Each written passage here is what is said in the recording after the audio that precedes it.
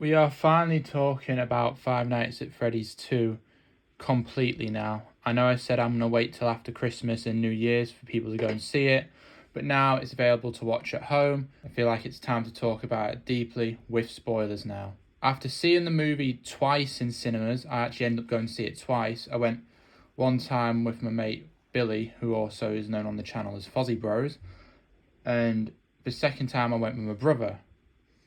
Now, it was interesting because Billy's not really played Five Nights at Freddy's, and my brother is like me, he likes Five Nights at Freddy's. So I kind of got two different perspectives when going to watch this particular film. However, my opinions, even watching it twice, still stands that this was the most Halloween kills episode of the FNAF trilogy ever. And it's a shame because, as I'm going to talk about in this review, there's a lot of good things to talk about with it.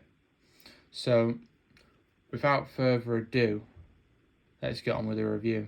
So I feel like I'm going to talk about the opening first because that was something I did enjoy. I did like the look of the whole original pizzeria and the concept that this is the original restaurant compared to the one we see in the first movie before it went into whole franchising business. That was a good idea. The very boat ride, very Disneyland kind of a place where you would want to go in the 80s. But however, there was still some flaws with the whole Charlotte trying to go to parents, and the parents were just so disregarding and just blunt about how there was a boy being kidnapped and she was trying to go for help, and they were just the adults are talking. I'm like, them scenes, yeah, it's stupid writing, but it takes it from there to actually seeing her death scene. And I can't lie, I did like the shot where the puppet hold Charlotte in the animatronic's arms. And obviously with Mike and Vanessa, they were great in the beginning. A little bit more towards the end, they were a bit blunt. But I guess that just goes down to what I would just say is poor writing, unfortunately. I think they gave Scott Cawthon full creative control on how to write.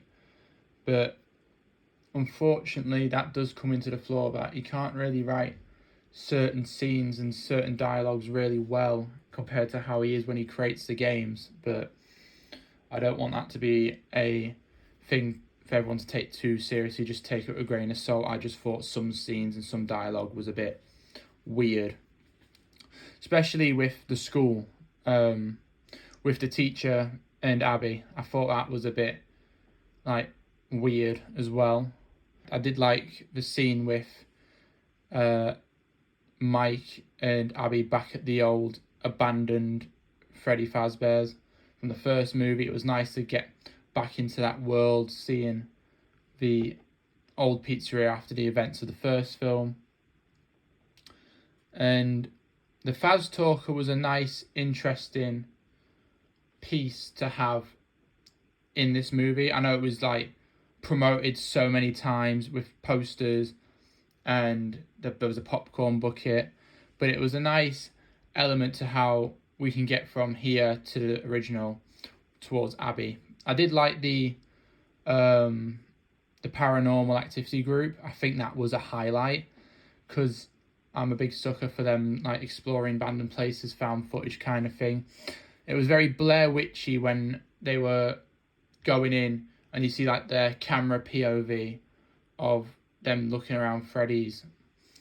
And Michael Afton, don't know how to feel of him as a villain. I thought it was Jeremy when the trailers were coming out. I thought that was Jeremy the Night Guard from the second film, but no, it's Michael Afton, which kind of makes sense because Vanessa's not really embracing her father's dark side, so we got the brother embracing it instead. But yeah, I didn't mind the toy animatronics having voices.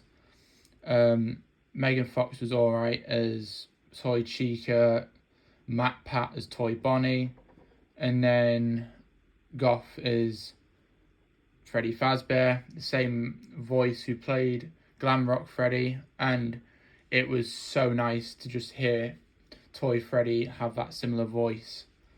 And yeah, I enjoyed the toy animatronics talking. I was a bit skeptical at first when they announced that we're going to be talking, but I'm kind of glad I pushed that aside. The robot fair was it was alright. There was still a little bit Easter eggs. Like not the Faz Fest. I liked Faz Fest a lot in the movie. I like that kind of thing. But like I said, the whole thing feels like Halloween Kills because the animatronics are out of the pizzeria. It's an event dedicated to Faz Fest. Kind of like Michael Myers escaping the fire on Halloween. And the town's going after Michael Myers. But in this one, the animatronics are going after parents because of the way Charlotte feels about the way she died and blames the parents for it. Which, don't get me wrong, it's interesting to have that kind of story, but it, like I said, it falls under the same problem that I had with Halloween Kills before Halloween Ends, and I really hated Halloween Ends, so I'm getting really nervous about the third FNAF movie. But after the post-credit with Springtrap, I'm still hyped for it regardless, but I'm just hoping that the third one isn't a miss as much as this one. I didn't enjoy this one as much as I did the first one, and I think a lot of people felt that way. But overall, I still enjoyed it regardless. There's still moments that I really enjoyed, especially the stuff with Mike in the second office of the second game in their original restaurant in this movie. With the no doors, him making a comment, the Shadow Bonnie Easter egg, that was amazing to see. The security breach thing flashing on Toy Chica, that was a good Easter egg that was a good Easter egg to security breach.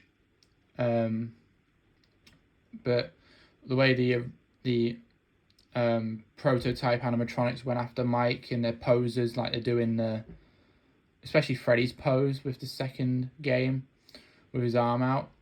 Perfect. I think Mike in the office was my favourite scene in this movie.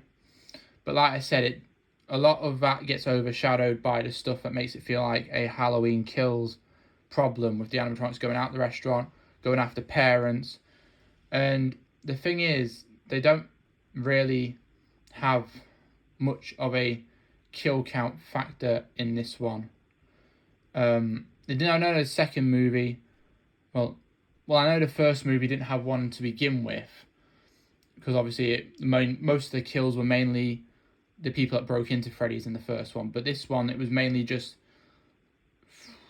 two of the paranormals, the teacher, and I don't think there was anyone else. So it was 3 kills in this movie, which is fine because we got 4, maybe more than 4 in the one before. But again, we was promised a much scarier movie after the feedback from the first one, and I don't feel like we got that. Which, hopefully, with the story of Five Nights at Freddy's 3, with the whole being a horror attraction, and the main villain in that one is Springtrap anyway, so I hope we see more of Michael Afton, because we got that dream sequence with Vanessa, and I'm glad they didn't do as many dream sequences as the first film, because I would have not enjoyed it even more with that. But I still thought it was a good movie. I still had my moments where I enjoyed it, and it's a bit biased because I'm a bit of a Five Nights at Freddy's fan myself, so I'm just saying there was little bits that kind of overshadowed the good and made it feel like another Halloween Kills to me. Especially that the animatronics have all broken out and we didn't really see a parent die other than the teacher. It kind of wasted the whole dramatic of, the animatronics are going out, they're aiming towards parents kind of thing. But I'm still looking forward to the third one after the post-credits. Still curious of where Vanessa's going after the puppets possessed They did a really interesting thing with a puppet that's not really in the games, and that she can possess people like a puppet.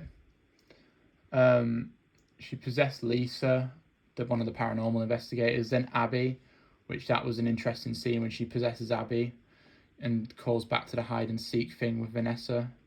And then in the end, she possesses Vanessa. So a lot of interesting things are at stake for the third film, and like Michael Afton was not seen after he was knocked out by Jeremy. So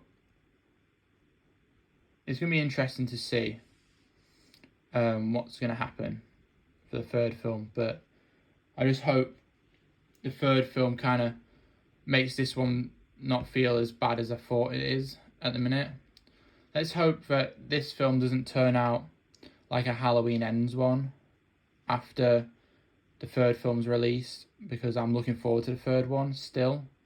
Just that moments in this film made it feel like a Halloween Kills, and that's what I'm nervous about towards the end of the trilogy that they're planning to do. I did like the circus baby Easter egg. That was a relatively good scene. But still, it was a good movie. I know there was my moments where I didn't like it, but there was a lot of production and set design that I really enjoyed. The music was great. Seeing Henry Emily on screen and knowing that they're both the main killers from Scream, the first one, was really nice to see. It definitely brought my love for the Scream franchise into the Five Nights at Freddy's movies. The only scene I really found completely useless, and I absolutely hated it, was when Mike went back to the abandoned pizzeria to talk to himself or the ghost kids about helping Abby because she needs them. I get that's your plan, but at the end of the day, you've already been there and you knew they were all gone.